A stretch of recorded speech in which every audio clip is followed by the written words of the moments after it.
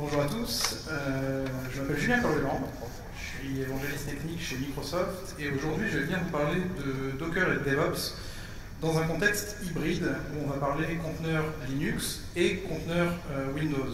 Vous avez peut-être entendu les annonces qu'on a fait il y a 2 ans de ça pour annoncer l'arrivée des conteneurs sur Windows Server 2016 et plus récemment la semaine dernière, où il y a 1 semaine et demie à Microsoft Ignite, pour annoncer en fait la disponibilité de Windows Server 2016 en RTM et par extension des conteneurs Windows. Et donc du coup, ce que je vais vous montrer aujourd'hui, c'est la capacité qu'on va avoir en utilisant la technologie Docker d'utiliser les mêmes pratiques pour industrialiser nos projets de développement, aussi bien pour déployer des applications dans des conteneurs Linux que dans des conteneurs Windows. Et donc du coup, juste en introduction, on peut se poser la question déjà de pourquoi est-ce que DevOps et les conteneurs sont intimement liés. En fait, il faut voir les conteneurs comme un nouvel artefact de déploiement, une nouvelle unité de déploiement. Chez Microsoft, on parle du nouveau binaire, le nouveau .exe, on va dire ça comme ça, pour déployer des applications. Et donc du coup, l'idée, c'est qu'une fois que le développeur aura packagé son application dans un conteneur, que ce soit une image à destination d'exécuter, de s'exécuter sur un serveur Linux ou un serveur Windows, je rappelle au passage que les conteneurs, les images Windows s'exécutent sur des serveurs Windows, les images Linux s'exécutent sur des serveurs Linux, on ne peut pas mixer les deux sur une même machine, on puisse utiliser justement toute la puissance qu'on a aujourd'hui avec les conteneurs pour fluidifier le passage de cette application en production et faire en sorte que ça marche partout, puisqu'on package à un endroit. La devise de Docker, c'est Build, Ship, Run, Any-App, Anywhere. Aujourd'hui, avec Windows Server, le Anywhere, c'est aussi Windows. Et donc, du coup, l'idée derrière les conteneurs, c'est aussi de pouvoir commencer à simplifier un petit peu la manière dont on va travailler nos architectures de microservices, entre guillemets, parce qu'on n'est pas forcément toujours dans des cas microservices, mais on est souvent dans des architecture orientée service aujourd'hui. Et l'idée des conteneurs, c'est aussi de dire qu'on va pouvoir utiliser pour chaque tâche le bon framework et le bon outil pour le faire. On ne va plus être obligé de se cantonner à telle ou telle technologie parce qu'il faudra l'installer en dur sur le serveur. Je pense notamment au monde Microsoft avec les installations des diverses versions du .NET Framework par exemple. On va pouvoir packager une application et toutes ses dépendances grâce à Docker et donc faire en sorte de déployer cette application avec toutes ses dépendances sur notre serveur de production, que ce soit sur un cloud, on-premise, ou même au moment du test sur le poste du développeur, un petit peu partout, sous Windows et sous Linux. Et donc du coup, juste pour bien avoir les choses en tête avant de partir dans des démonstrations, l'interaction de DevOps qu'on va avoir avec Docker, c'est du côté du poste du développeur, le développement de l'application, la création d'une image à partir du Dockerfile, qui est le fichier de recettes qui va nous permettre de dire quelle image de base on va utiliser, quels sont les composants qu'on va installer dans le conteneur et quelle est l'application qu'on va vouloir faire tourner à l'intérieur, donc vraiment l'application et toutes ses dépendances. Et ensuite, on va envoyer cette image soit dans le hub public Docker, si c'est un projet open source par exemple, ou un projet communautaire, soit dans ce qu'on appelle une Docker Trusted Registry, qui est le repository d'images pour l'entreprise. Côté Ops, on va pouvoir travailler à partir de ce hub ou de cette DTR, et on va pouvoir exécuter, composer son application, puisqu'aujourd'hui une application c'est rarement un seul container, ça peut être plusieurs instances de ce container, mais c'est aussi plusieurs services qui vont interagir entre eux et avec l'extérieur. Et donc du coup on va utiliser des technologies comme des orchestrateurs, comme Swarm, comme plein d'autres qui existent, et des outils comme Docker Compose par exemple, pour pouvoir configurer et composer tous nos services entre eux, que ce soit la configuration des réseaux, que ce soit la configuration des différents volumes dans lesquels vont devoir écrire nos applications. Et puis évidemment, une partie qu'on oublie peut-être souvent quand on prend juste le prisme développeur, c'est toute la supervision qui va derrière, pour laquelle évidemment il va falloir continuer à travailler. Juste avant de partir dans la démo, je veux juste revenir sur ce qu'on a prévu dans Windows au niveau des conteneurs. Alors je pars du principe que les conteneurs Linux, vous voyez au moins à peu près comment ça fonctionne. De toute façon, ça va fonctionner à peu près de la même façon sous Windows, sauf qu'on va avoir 2 types de conteneurs différents sous Windows Server 2016 et Windows 10. J'y reviendrai juste après pour aussi cibler le poste du développeur. Et donc du coup, on a d'abord ce qu'on appelle les Windows Server Containers. Ces Windows Server Containers, ils sont dans la philosophie identique à ce qu'on connaît aujourd'hui sous Linux, c'est-à-dire qu'on virtualise l'OS, on partage un kernel qui est commun avec tous les conteneurs, et puis on va avoir nos différents conteneurs qui vont s'exécuter sur cet OS et qui vont avoir leur propre user namespace, leur propre registre, etc., etc. Donc globalement similaire à ce qu'on pourrait avoir sur le pendant Linux. Et on a également introduit une autre technologie qui va un tout petit peu plus loin que ça, qui s'appelle Hyper-V Container, où là en fait on va exécuter des conteneurs sur une image minimaliste de Windows, et on va faire tourner ça directement sur l'hyperviseur. Donc du coup on va embarquer le kernel à l'intérieur du conteneur pour avoir une isolation jusqu'en bas de la pile. Et ce qu'on a choisi de faire pour implémenter cette technologie de Windows Container et pour travailler avec, c'est d'utiliser Docker.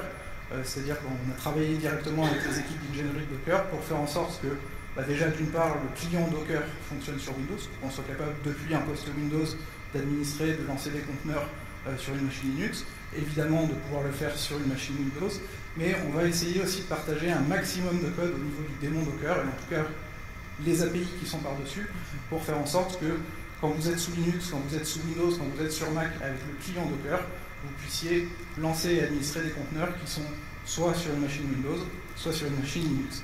Et l'avantage de faire ça, c'est que toute la chaîne de tooling qui est au-dessus, Docker Compose, les Docker Files, les builds, les runs, etc., du coup, ça devient exactement la même chose, quel que soit l'OS possible. Et donc, du coup, si vous avez des équipes qui travaillent sous Windows ou sous Linux, ou si tout simplement vous avez envie de choisir le meilleur des mondes pour chaque tâche que vous voulez effectuer, vous allez pouvoir le faire et travailler sur des clusters qui sont hétérogènes, en fait, qui sont composés de machines Windows et de machines Linux. Donc, je vous propose une petite démonstration juste pour voir comment fonctionnent les Windows Containers. Et donc là, je vais me connecter à une machine Windows Server 2016 qui est dans Azure. Voilà. Et donc je vais pouvoir travailler avec le premier type de conteneur qu'on a sous Windows, c'est le Windows Server Container. Donc là, je vais peut-être zoomer un chouïa, histoire que vous y voyez quelque chose. Je pense que là... Ok, je pense que c'est bon. Et donc je vais déjà faire un Docker info. Et ici, je vais voir que je suis bien sur un système d'exploitation Windows Server 2016 Data Center. Je suis encore sur une Technical Preview 5, qui est la dernière Technical Preview avant la RTM. Et ce que je vais pouvoir faire également ici, c'est faire un Docker image pour voir les différentes images qui sont installées sur ma machine. Et donc là, ce que je peux voir, c'est que j'ai deux images ici, Microsoft/Windows Server, c'est juste le tête qui change, qui est vraiment l'image de base Windows Server Core qui va me permettre d'exécuter mon conteneur. Et donc je vais pouvoir venir faire un Docker Run, -IT pour passer en mode interactif, Microsoft/Windows Server Core, et puis on va lancer CMD. Et donc là, il va me lancer un conteneur. J'ai un petit souci d'affichage, je vais RDP. Allez. On va relancer un conteneur. Voilà. Et donc là, je suis rentré dans un conteneur Windows Server qui est pour l'instant dans le même état d'esprit que ce qu'on a sous Linux, c'est-à-dire qui partage le kernel de Windows au-dessus et puis le process tree et compagnie. Puis donc là, je peux faire ce que je veux à l'intérieur. L'autre type de conteneur qu'on a sorti, c'est ce qu'on appelle donc le Windows Server Hyper-V Container. Et là, celui-ci, je vais pouvoir l'utiliser sur Windows 10, sur mon poste client, pour lancer une image directement sur mon hyperviseur. Donc là, je suis repassé sur Windows 10, et vous ne voyez rien. Je vais repasser dans mon stand. Regardez, voilà. Et donc, du coup, si je zoome un petit peu. Ok.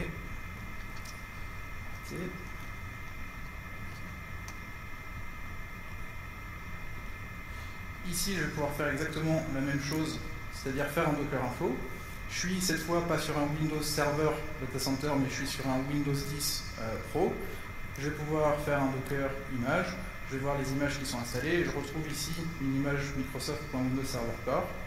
Donc je vais l'utiliser de la même manière. Run -it Microsoft Windows Server Core CMD. Et donc là, on va voir que ça ne va pas se lancer tout de suite, comme avant. Et en fait, le premier réflexe, c'est qu'on se dit, bah, c'est pourri, ça ne se lance pas tout de suite. Mais en fait, ce qui est en train de se passer derrière, c'est que Docker est en train de booter une VM minimaliste dans mon hyperviseur local, sur laquelle il va déployer le conteneur. Donc du coup, on n'est pas sur l'instantanéité d'un conteneur comme on connaît sous Linux et sur les Windows Server Container, mais on est sur quelque chose d'un chouïa plus lent, allez, qui va me permettre en fait de booter voilà, dans une petite VM. Et là, je suis complètement isolé en fait jusqu'au kernel de mon application. Et en fait, si je regarde dans mon process tree ici, je dois avoir un process dans les détails qui s'appelle VM Worker Process ici, voilà, VMM, etc. Et je vois ici que j'ai un width ici 22A quelque chose qui en fait qui correspond au user qui a été créé et qui est en train d'exécuter mon conteneur à l'intérieur de la VM minimaliste du conteneur à ce niveau-là. Donc si je viens faire un exit ici, je vais tout simplement shooter cette VM là et puis libérer tout ce qui était associé. Donc voilà un petit peu comment ça se passe pour les Windows conteneurs. Et donc du coup, je vous propose de voir maintenant comment on va pouvoir mixer un petit peu le meilleur des deux mondes et partir d'un cas alors que j'ai volontairement fait très simple, avec un abus de langage, on va dire que c'est une application microservice qui est composée d'un frontal web et de 3 API. En l'occurrence ici, pour la techno de développement, j'ai choisi .NET Core, qui est multiplateforme, donc qui est capable de tourner aussi bien sous Windows que sous Linux. Et en fait, on va voir qu'on peut, en utilisant Docker, packager exactement de la même façon cette application.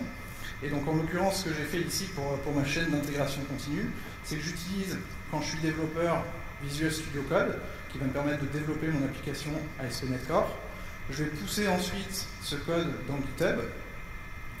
Ça va automatiquement déclencher un process de build dans un outil qui s'appelle Visual Studio Team Services, qui est notre outil de gestion de projet et d'industrialisation logicielle dans le cloud chez Microsoft, et qui va ensuite aller pousser automatiquement les images dans soit une Docker Trusted Registry, donc si je suis dans un scénario d'entreprise, soit dans le Docker Hub, si je suis dans le scénario où j'ai juste envie de pousser une image publique dans le Hub par exemple. D'ailleurs, je peux aussi pousser des images privées si j'en ai envie. Alors, comment ça marche tout ça?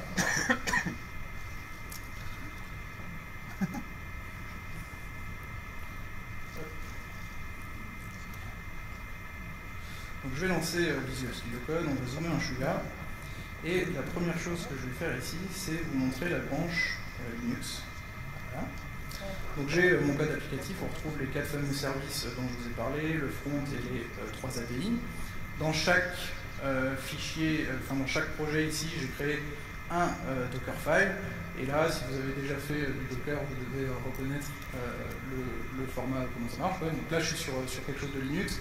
J'utilise l'image de base Microsoft.NET, qui est l'image .NET Core qu'on a publiée dans le hub chez Microsoft. Je fais l'exposition de mes ports, et puis ensuite, je mets mes différentes commandes. Donc, mon point d'entrée, c'est .NET Run pour déclencher l'application. Je copie mon application intérieure, .NET Restore pour récupérer les dépendances, Build pour la compiler. Et puis ça c'est fait. Donc le Dockerfile, c'est vraiment mon fichier de recettes qui va me permettre de créer une image à partir du code source de mon application et de mon image de base. Et ça, je vais le retrouver un petit peu partout ensuite. Je vais repasser sur ma branche Windows.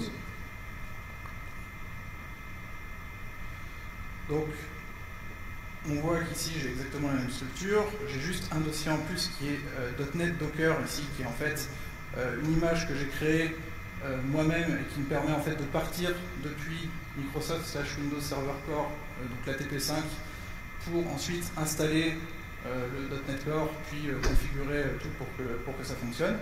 Et ensuite, je vais retrouver mes différents projets ici, product, où je vais retrouver un Dockerfile ici qui va se baser sur jborulence/.NET Core avec le tag que je lui ai donné, et qui au final va faire exactement la même chose que ce que je faisais pour l'image Linux. Donc avec le Dockerfile, c'est mon carnet de recettes, je peux packager exactement de la même manière mon application .NET Core pour qu'elle puisse tourner dans un conteneur Linux, et mon application .NET Core pour qu'elle puisse tourner dans un conteneur Windows. Pour faire ça, j'ai utilisé donc, Team Service, qui est ici, et j'ai deux chaînes de build, j'en ai trois en vérité, deux qui sont pour Linux, une pour pousser dans le hub, une pour pousser dans une trusted registry privée, et une pour les images Windows. Je vais vous montrer celle Linux. Elle est ici connectée, si je l'édite, à un repository GitHub dans lequel je pousse mon code, et à la branche on va voir docker-linux que je vous montrais tout à l'heure en local. Ici, Docker Linux. Et on a une intégration directement, si j'y arrive, Linux, Git, et voilà. D'un workflow de build tout à fait classique ici, où en fait je vais aller utiliser le Dockerfile qui est dans chaque projet pour builder mon image et ensuite faire un push dans le hub Docker. Si bien que si je vais sur mon hub Docker ici, je vais retrouver toutes les images alors du coup quand on met sa photo sur son compte Docker, on a sa photo qui s'affiche partout, je suis pas mégalo. Voilà, je retrouve toutes mes images ici, et ce qui est intéressant en fait, c'est que Docker a travaillé de son côté pour faire en sorte qu'on puisse intégrer dans le même repository Docker des images Linux et des images Windows. On voit bien la différence ici. J'ai mes images Linux en dessous, et puis j'ai l'image Windows au-dessus, qui est celle que j'ai taguée Win2K16 TP5. Donc là, avec ce process de build, donc je ne vous l'ai pas montré, mais en gros j'ai la même chose pour builder sur une machine Windows et créer ces images.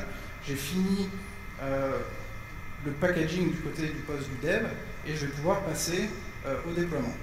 Donc aujourd'hui, on n'est pas encore à la step finale, on va dire, de l'intégration en termes de l'hybridité d'un cluster Swarm avec du Windows et du Linux à l'intérieur. Il y a encore quelques détails techniques à gérer entre Microsoft et Docker, mais ça devrait arriver très prochainement. Donc ce que j'ai en fait, c'est que d'un côté, je peux me connecter ici à un cluster Swarm qui est dans Azure. Donc je peux faire un Docker Service LS. Et donc si je regarde sur ce cluster Swarm, qui est un Swarm mode 1.12, je vais retrouver mes trois API qui sont déployés: Recommendation Service, Rating Service et Product Service. Pour déployer ça, qu'est-ce que j'ai fait? Je suis allé utiliser, alors là en plus j'ai fait un mix des deux, des images qui sont dans ma Trusted Registry d'entreprise et des images qui sont dans le public. Pour créer un nouveau service, je pourrais le faire si j'ai envie de créer un front ici. Je vais juste prendre mon anti-sèche. Hop. J'ai un script run.sh. Je vais venir créer par exemple celui-ci.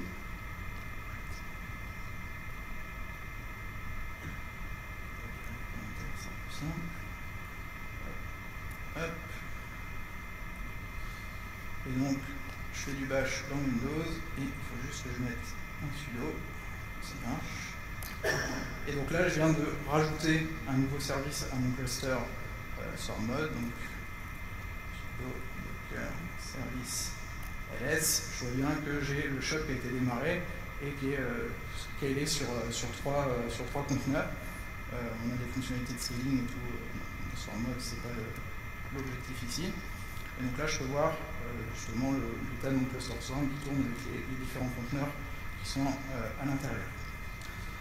L'autre chose que je peux venir faire, c'est venir sur ma machine Windows Server ici. Je vais sortir du conteneur. Hop. Je vais faire un Docker PS parce que je ne sais plus si c'est en train de tourner. C'est en train de tourner. Ici, j'ai l'image que j'ai buildée pour Windows. J'ai le launch of front à ce niveau-là, qui tourne sur mon serveur Windows et qui s'expose sur le port 80. Et en fait, quand j'ai run cette image, je l'ai configurée. Et c'est là où, pour l'instant, comme on n'a pas les overlay network et ces choses-là, et qu'on n'a pas un seul cluster hybride Windows Linux, j'ai été obligé de diriger un peu. Je vous dis, pour pas vous mentir, je vais tout simplement taper sur les DNS publics de mon cluster Swarm sous Linux qui tourne de l'autre côté. Et donc je l'ai démarré en lui disant tu vas aller trouver les différents éléments à telle URL. Donc là, docker 112.northeurope.cloud.azure.com, c'est mon cluster swarm qui est sous Linux. Et l'image que je viens de lancer ici, elle est sous Windows à ce niveau-là. Et donc du coup, je me retrouve avec mon application qui est ultra minimaliste, je le conçois, mais qui est en train de s'exécuter sur un mix de conteneurs Linux et de conteneurs Windows. Et donc du coup, après, je peux m'amuser à venir, par exemple, déprovisionner sudo docker service rm product-service. Donc là, j'ai complètement supprimé mon service de produit. Normalement, mon application derrière ne devrait pas tarder à faire la tête. Si je viens là, je viens dans le conteneur. Si je vais ici, il n'y a plus de service qui est disponible derrière puisque les conteneurs ne tournent plus. Si je veux que ça refonctionne, il va falloir que je les relance. Docker service. Donc là, je vais recréer le product service en basant sur l'image qui est dans le hub. Je vais l'exposer sur le port 5.1. Je vais lui demander 3 réplicas. Swarm va me recréer mes 3 services. Et normalement, au prochain appel, donc ici, j'ai bien récupéré mon conteneur. Et voilà, je suis bien repassé sur. Ils ne sont peut-être pas tous déployés, voilà. Quand tout se stabilise, voilà, je suis repassé sur mes appels de contenu. Donc voilà pour cette démonstration. Donc du coup, si je résume un petit peu ce que j'ai fait ici, parce que j'ai fait beaucoup de choses, j'ai une application qui est capable de tourner sous Windows et sous Linux, que je package avec les mêmes outils, un Dockerfile et la ligne de commande Docker. Évidemment, j'ai un Dockerfile qui est spécifique à Windows et un Dockerfile qui est spécifique à Linux, puisque je rappelle qu'une image Linux tourne sur une machine Linux et une image Windows tourne sur une machine Windows. Une fois que j'ai ces différentes images, qui pourraient d'ailleurs être au passage différentes technologies, j'aurais pu faire une API en Node.js, une API en Python, une API en C#, et puis faire communiquer tout ça. On s'en fiche un petit peu ici de la technologie, l'important c'est qu'on ait quelque chose qui tourne sous Windows et sous Linux. Une fois que j'ai fait ça, j'ai envoyé ces différentes images dans le même repository. Ce repository, c'est soit le Docker Hub, soit la Trusted Registry pour l'entreprise. Et ensuite, j'ai utilisé encore une fois le même outil, qui est le client Docker, que ce soit au travers d'un script Bash, au travers d'un script PowerShell, au travers d'un Docker Compose, pour instancier mes conteneurs sur un cluster de machines Linux et sur une machine Windows. Et donc, l'état de l'art, on va dire, qui arrivera dans quelques semaines, voire mois, je n'ai pas la date en tête, mais très bientôt, j'espère, c'est qu'on sera capable de gérer au sein de Swarm un mode vraiment hybride avec du Windows et du Linux, et qu'on pourra ne plus avoir ce déploiement croisé tel que je l'ai fait ici. Dernier point que je tiens à préciser avant de passer aux questions, c'est qu'on a annoncé la semaine dernière avec Docker lors de notre conférence Ignite qu'on allait vraiment travailler ensemble sur le fait de vraiment construire cette offre hybride, et donc du coup que Docker Data Center, donc, qui est l'offre entreprise aussi qui est proposée par Docker, supportera Windows Server bien évidemment. Et on a annoncé autre chose au passage qui est le Customer Supported Docker Engine, donc qui est en gros le Docker Engine qui tourne sous Linux ou sous Windows, et à partir du moment où vous aurez un Windows Server avec ce Docker Engine, il sera automatiquement Customer Supported avec des équipes conjointes de Microsoft et Docker pour vous apporter du support là-dessus. Donc vraiment un partenariat et un choix qui est très clair de travailler avec la technologie Docker sur Windows pour être capable de mixer le meilleur du monde, Windows et Linux, en utilisant cette technologie. Je ne sais pas s'il y a des questions, si tout était clair. Ouais.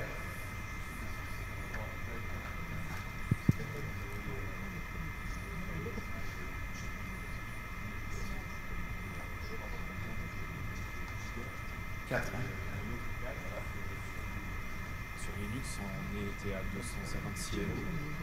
Où est-ce que vous allez aller avec ça et est-ce que quoi c'est tout? Alors la question c'est de savoir comment ça se fait que dans ce que je vous ai montré on avait une image sur Windows qui fait 4 Go et une image sur Linux qui fait 250 mégas. Où est-ce qu'on va aller? Honnêtement, je ne suis pas dans le secret des dieux, je ne sais pas. Pourquoi c'est ça? Tout simplement parce qu'aujourd'hui il y a énormément de choses dans Windows Server Core et que l'image de base est grosse. Donc aujourd'hui, c'est vrai, l'image Windows Server Core elle est grosse. Par contre, on a une autre image qui est beaucoup plus légère. En fait, au passage, avec Windows Server 2016, on a sorti quelque chose qui s'appelle Nano Server, où là on est proche de, je ne veux pas dire de bêtises, mais de 800 mégas, il me semble, pour l'image de base. On est d'accord que ça reste gros par rapport à certaines distributions Linux qui font quelques mégas seulement. Mais on est dans cet effort continuel d'essayer de fournir un OS qu'on va pouvoir composer. C'est le cas avec le Nano Server, on va pouvoir vraiment créer son image de base de l'OS en choisissant uniquement les features dont on a besoin. Mais ça, c'est encore quelque chose sur lequel il faut qu'on travaille de notre côté chez Microsoft pour que notre OS soit capable de faire ça. Mais c'est la direction qu'on prend. Donc effectivement, aujourd'hui, l'image Windows Server Core elle est grosse, c'est un fait. Donc ce qu'on recommandera, c'est d'appeler sur une enregistrerie en local pour éviter effectivement des transferts de réseau de Mamou. Après, je ne peux pas dire elle fera telle taille, je ne sais pas. Mais en tout cas, c'est la raison aujourd'hui. Ouais.